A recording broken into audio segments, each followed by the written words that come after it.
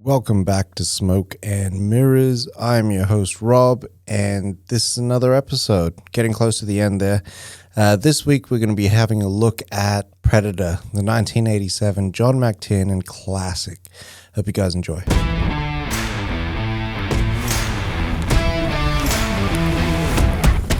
All right. This week is Predator. I love this movie. This is a classic. This is one that, again, I watched in South Africa with my family. It was a great time. I didn't shit my pants at all, and I was never scared of the Predator, even though it's a pretty freaky design. The eyes, like, nowadays get me. But yeah, this one's directed by John McTiernan, who was a big commodity back in the day. Like, this guy directed Die Hard. This is like, The Hunt for Red October. The man was an action genius. Written by Jim and John Thomas, one of their only scripts that they put together. This, Predator 2, I think executive decision. And this one stars Arnold Schwarzenegger. So it's, I think, the debut of Arnie on Just Action, July and August. So he plays Dutch. We get Carl Weathers from Rocky fame as Dylan. We got Bill Duke as Mac. We got Jesse Ventura as Blaine. Shane Black as Hawkins. We got Sonny Landham as Billy. We got Richard Chavez as Poncho. Weirdly, a friend in high school said that Richard Chavez, actually you pronounced it Chaves. This is what he said. And that his family actually came from a Chaves and, they were related. Bullshit. They were not. But Richard Chavez, who served in Vietnam, stars as Poncho. We got Kevin Peter Hall as the Predator. He also plays a pilot at the end of the movie, a nice little Easter egg thrown in there. And then we get Alpidia Carrillo as Anna. Definitely, I think, one of the standout, quieter roles in the film. That's much needed. So I enjoyed it.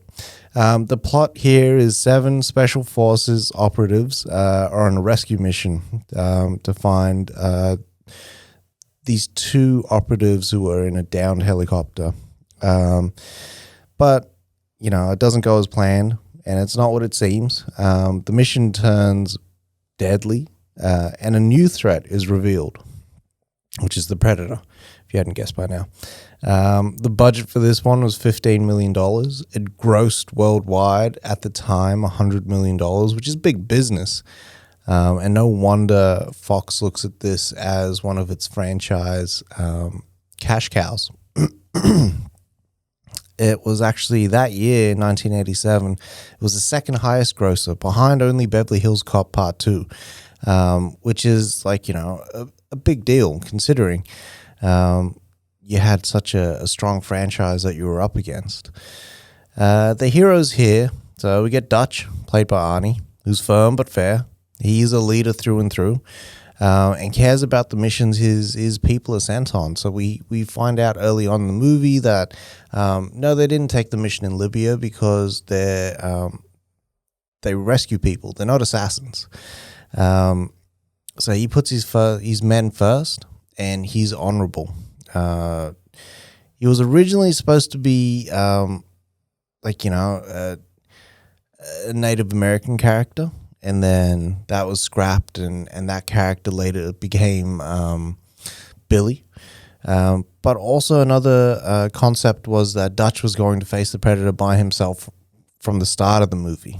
But Arnie, wanting to make something that was more a team sort of movie like The Magnificent Seven, decided, let's make it actually like a military team.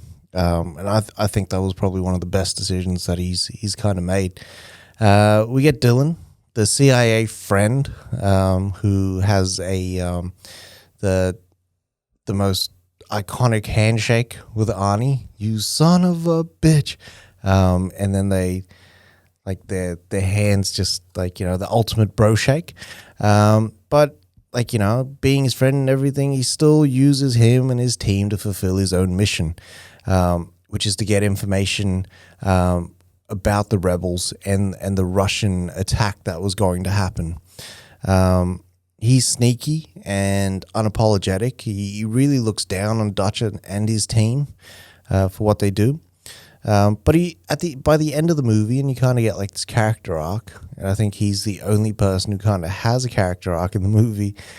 He wants redemption because he sticks his neck out to try and save the team and give them time to get to the chopper. So Carl Weathers was actually the only person approached for this role, and like there was so much machismo on set. That he would only work out when no one was around. So then he could go on set and just say, this is just the type of body that I'm blessed with, which is such a smart-ass thing to do. But I love that there was that rivalry on set, which probably led to the performances and the feel of the team, and that sort of collaboration being so strong. And then we kind of get Anna as well, who she kind of comes from nowhere in this movie. Really, she's not introduced at the start. We kind of meet her about at the end of the first act. So she's a rebel. So she has a deep understanding of the predator and the creature, which helps and aids the team in understanding, I think, and being more comfortable with this enemy. She's definitely a plot device because she's the only one that kind of moves the story along, giving the team more understanding of the creature that's hunting them. And John McTiernan actually came back and he said, hey, she knew her character better than I did, so I'm pretty sure she came in doing her homework and creating this backstory for a character that's pretty light, actually. So the villains in this one, which we only get one, so the villain is the Predator, or the name, its actual name, which is a Yautja. It's an expert hunter killer. It has no remorse, but weirdly has a code. So it will only kill and hunt and attack fair game. So anyone that's carrying a gun or a weapon of some sort that is able to kill because it's looking for the best killer in the universe. So it wants to go up against that. It's almost unstoppable. They built this thing like it was there was so much mystique around it. So it was almost unfuckwithable. Stan Winston was brought in once it was decided that the anthropod kind of insect-like alien that they went with initially just wasn't working. So they went to this effects place because they were cheap and they could save money. But they got what they paid for. The suit didn't work. There's Jean-Claude Van Damme on there, which is the third time that he's kind of appearing in the movie. In this Just Action July and August series. And he kept fainting in the suit because it was so hot. And I don't blame the guy because they were also in South America as well. So Stan Winston was brought in. Stan Winston has a meeting with Joel Silver. On his desk is a painting of a Rastafarian warrior, and he sees the dreads and stuff, and he's like, shit, I can do something with that for this movie. And then he's talking to James Cameron because they had a symposium for aliens. I have no idea what a symposium is, but it sounds important, and it sounds pretty cool. So they're on a flight back, and then James Cameron's like, I've always wanted to see something with mandibles. Stan Winston's like, shit, mandibles would be perfect. So he incorporates that into the design for this creature and pumps out this mad design and mocks it up, creates the suit and everything. Everyone's happy with it. And then we get Kevin Peter Hall, who's a 7'2", massive guy. He's really strong to play the character. And it fits perfectly. It's one of the most iconic designs in film, history, period. I don't think you get anything that as iconic besides the alien that people can immediately sort of call out and say, hey, yeah, I've seen that. Yep, classic. Where we've got 3 action sequences because we go through the heroes, the villains, the action, and then does it hold up? 3 action sequences in this one. So we get the ambush. This is the one where they find the rebels and they want to shut down their operation completely. We see that there's Russian military advisors there working with the rebels, and they go in. They we get to see Arnie lift this fucking truck and push it down this hill, which starts off this melee of just action and violence and explosions, and they take out everyone there. A funny story. So when Arnie throws the knife at the guy, and then it sticks through him and sticks him to the pole, and then he's like, stick around. I don't know how many times I said stick there. So there was a knife maker who was trying to sell all different kinds of blades to the production. John McTiernan wasn't having it. He wasn't liking any of the designs and stuff like that. And it was like, fair enough. But then he was like, hey, make me a machete. And then they got the machete, but then it was way too heavy. And instead of Arnie sort of lugging this thing around for the whole production, he figured, hey, why don't we just kill this guy the specific way? Arnie comes up with stick around as the line by himself that was ad-libbed.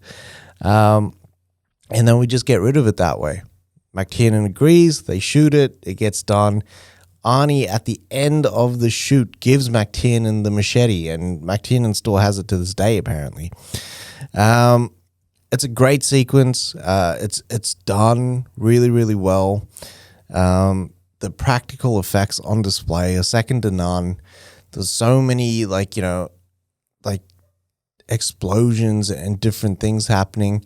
And it's funny because when you see it, people would think, shit, they burned down that part of the forest. But nah, apparently that area was burnt down 2 years prior on another film set. So they were just reusing that, which is great in a way because they're not destroying any other foliage and flora in that area. That specific set as well as a tourist attraction in South America, which I think is pretty cool. It's almost like Jurassic Park and then, hey, the Predator, which is nice. So then we also get the reverse ambush, which is when they try capture the Predator. They understand that now it's not something that you you mess with. It's not something that you can capture easily. So they try to set a trap for it. And we get a lot of cool pieces during this sequence too.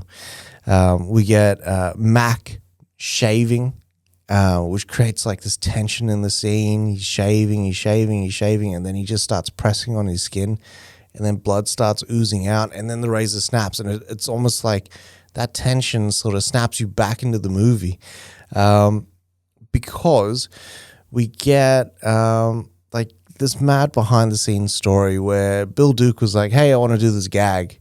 And then people were like, what the fuck? How are we going to even do that? So what they did was they hollowed out that razor. They put a little pipe through it so that they could pipe blood through. So whenever he put pressure on his cheek, they would pump the blood out.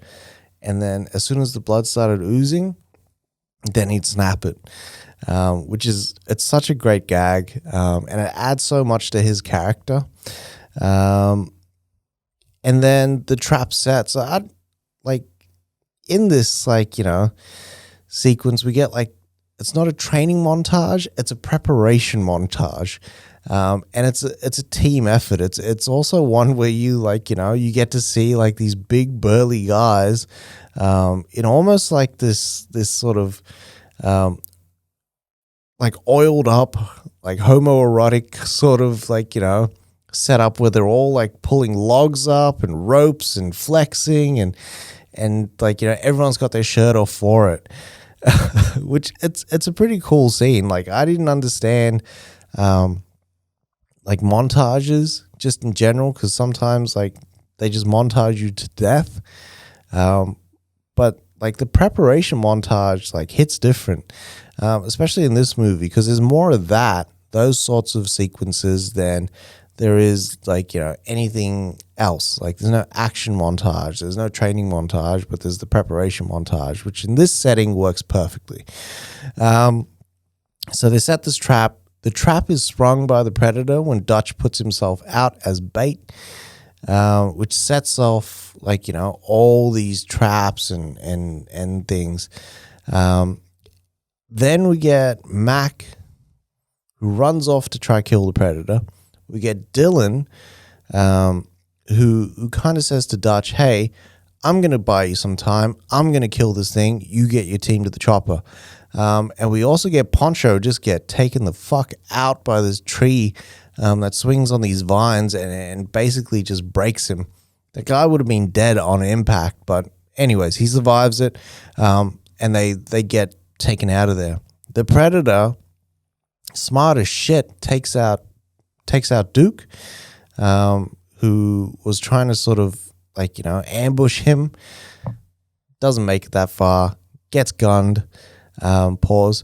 And then we get Dylan in this really iconic death, because he's like, he's shooting at the predator and everything. He gets his arm blown off, and we get to see like the arm drop and everything. And when it pans back to Carl Weathers, well, it doesn't pan back, but when the shot goes back to Carl Weathers, what you can see is his arm tucked behind his back, which I guess was a cheaper way of doing the stunt. And then, like, he gets, like, stuck. You don't actually see the impact of this. You see Bill Duke get killed, sorry. But you don't see Dylan get killed. And I guess maybe because he was sort of on his redemption, tip, that they didn't want to bring his character down. I think his character is one of the only character arcs in the actual movie. But anyways, we also get to see like Dutch push his people to get to the chopper. That's where we get the iconic line there. And like they go on to, like, Poncho dies. He gets shot in the head.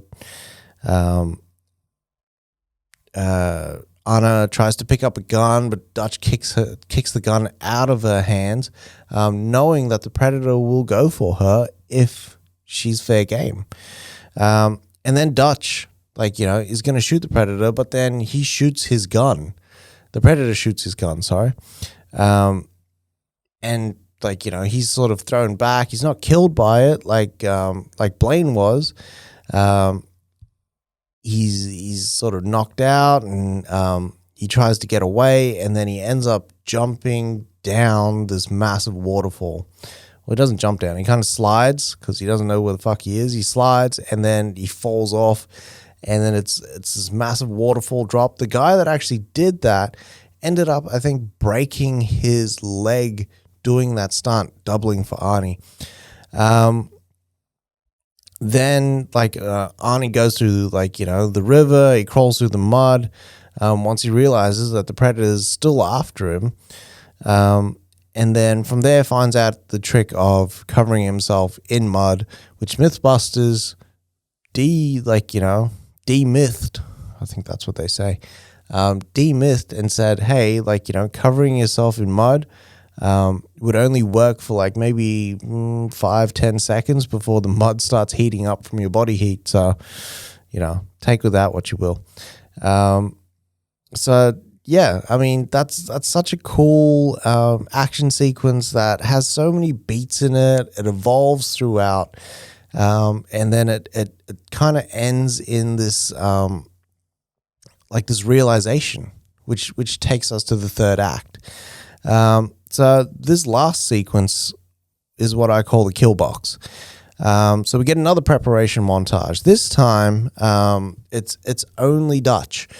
We kind of see him become the ultimate hunter. So now he's got the drop on the predator. He knows its weakness. He starts making an area to kill the predator. He sets a trap there. He sets up his weaponry. So a spear, explosives. He's got a bow and arrow that he makes from scratch, using his body to stretch and bend the wood. And that shoots arrows that can go through trees. So it's pretty cool. Like it fits. It's not something that kind of breaks the tone of the movie.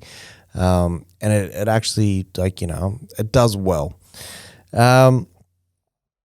So that, we get the setup where Dutch is all muddied up during this, shooting this sequence.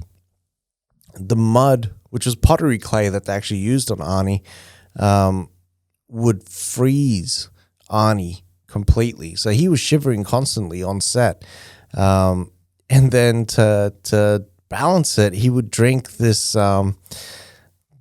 mix of schnapps and other warm stuff to sort of keep him warm under the clay, and he would just get pissed and drunk and just out of his mind. So they, because temperatures would drop, they would have to shoot really, really quick. But, shooting film back in the day, remote location, it would take a while. And there was no way that they could, use heat lamps or anything to warm Arnie in between takes, because the clay would just harden because it's pottery clay, which is it'd just be the worst time. We get to see the face-off between Arnie and the Predator, which is one of the most iconic fights ever, because up until this moment, we had seen the Predator kind of revealed. So we've seen the invisibility cloak that it uses. We see it, basically uncloak during a sequence where it's repairing itself in the forest.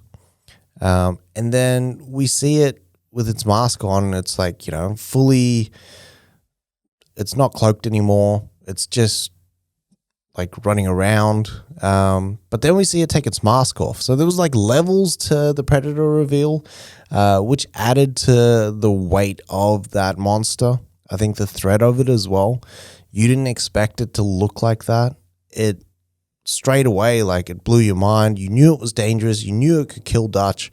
And then they have this battle. So Dutch basically leads it into the kill box that he prepared earlier. And then, he gets it in a vulnerable space where it thinks that it's just going to be able to kill Dutch by going around, but he set up this tree trunk and then just destroys it. The Predator, knowing that it's defeated, then it sets off its bomb and it's on its gauntlet there, which was actually inspired by one of John McTiernan's dreams that he had when he was a high school student. So take from that what you will. They go on, Arnie runs out of there, escapes the bomb, and then gets picked up by a chopper with Anna on board. So he makes it out. The character is never ever seen again, which is an absolute shame, because in the franchise, seeing Dutch again, even behind the scenes, if he was involved in the project in Predator 2 or whatever, it would have been nice to kind of see him again. I know that he shows up in the games too, which is weird that he doesn't show up here. So does this movie hold up? Absolutely. Holy shit. The practical effects in this, the acting for its time, I know nothing is going to win an Oscar for acting in Predator, but it just felt like these characters were familiar with each other and it just worked. Everyone kind of had their time to shine. Felt lived in, felt real, and just felt like a work. I think it still holds up today, absolutely, on all those points. The creature design by Stan Winston, rest in peace, Stan Winston, one of the best that ever did it. Like this, like if they kept the original design for Predator, we wouldn't know this movie right now. It'd be like a cult classic and one of Arnie's biggest flops, I think. But the strength of that creature design really brought this movie into the stratosphere and made it one of the all-time greats. And that's all because of Stan Winston. Even though James Cameron takes full credit for inspiring Stan, it's definitely a success on Mr. Winston's shoulders, and rightly so, that he got nominated for 2 Oscars, even though Harry and the Hendersons won the practical, and Inner Space won the visual effects, but that's a debate for another time. So my final thoughts on the movie: Predator is still one of the best action movies ever. It's like a nice sci-fi action movie, and it's definitely one of the greats in that subgenre. There's so many quotables in it. So many action beats that people remember and remember fondly. And they still stick in people's minds now. It's still relevant. No sequel has ever lived up to the heights of this first one. So hounded by studio control, or lack of direction and creativity, the sequels just didn't match up to the success, the heights, the originality of this movie. The tone, the feel, everything just worked on so many levels. But a new movie is in the works. Got Dan Trachtenberg as the director. He's developed it, and it looks like he's setting it off in another direction, which is cool. I love to hear more about Predator lore.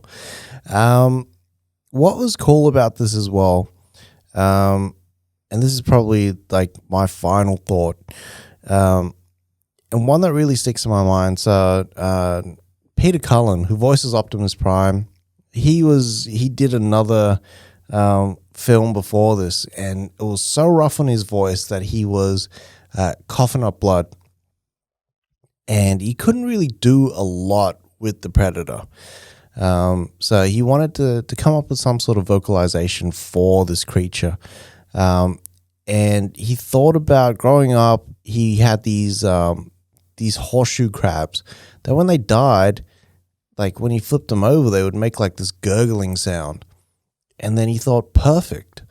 So he used that sound to create the Predator sound. And I'm guessing when he was better, he'd make the other sounds, but it helped. He's uncredited in the movie for some reason, but he definitely added a lot of personality. Same with Kevin Peter Hall, who also had to have like this rig around the Predator, like lines lifting him because the costume was so heavy. Just so he can move more fluidly and sort of really embody this character. All these elements make the Predator one of the best action movies ever. Stand out for Arnie, stand out for John McTiernan. Jim and John Thomas's like